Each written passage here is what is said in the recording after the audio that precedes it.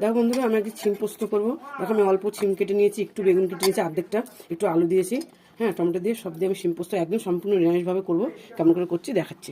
তেল দিয়ে দিচ্ছি, তেলটা একটু বেশি করে দেবো, হ্যাঁ কারণ পোস্ত তো তেলটা বেশি হলে খেতে ভালো লাগে।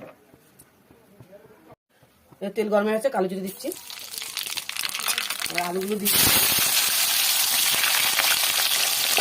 কেটে রাখা লঙ্কাগুলো দিচ্ছি। এবার এটাকে একটু ভেজে নেবো। আলুগুলো ভাজা হয়ে গেছে। এবার এই যে অল্প একটু বেগুন রেখেছি, বেগুন কেটেছি, এই বেগুনটা দিলাম। এটাকে আবার একটু ভেজে নিই। এই দেখো বেগুনটাও ভাজা হয়ে গেছে লাল লাল করে, আলু বেগুনটা একবারে সুন্দর লাল লাল করে ভাজা হয়ে গেছে। এবার আমি দেখো চিমটা, এই দেখো চিম আর এই টমেটো,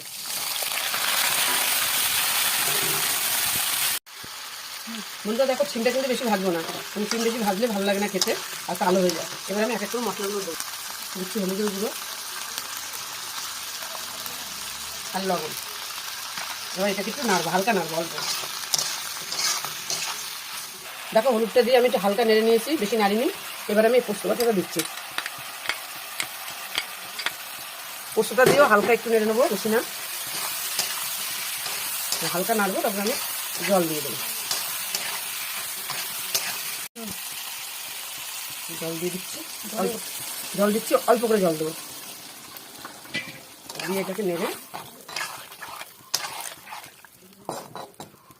গ্যাসটা কমিয়ে ঢাকা দিয়ে গ্যাসটা কমিয়ে দেবো। দেখো আমার তরকারি হয়ে দেখো আমার তরকারিটা হয়ে গেছে। এবার আমি একটু চিনি দেবো, অল্প করে চিনি দেবো। আর তোমরা যদি মিষ্টি খাও বেশি, তাহলে তোমরা একটু বেশি দিতে পারো।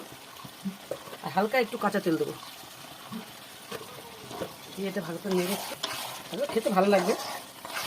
এই যেটা হয়ে গেছে, এবার আমি নামিয়ে নেবো। দেখো আমার সিম পোস্ত হয়ে গেছে। দেখো আমার সিম পোস্ত হয়ে গেছে। দেখো দেখতে কি ভালো লাগছে। এবার গরম গরম এটা গরম ভাতের সঙ্গে খেয়ে নাও, দারুণ লাগবে খেয়ে। এটা শুধু কিন্তু ভাতের সঙ্গেই যাবে।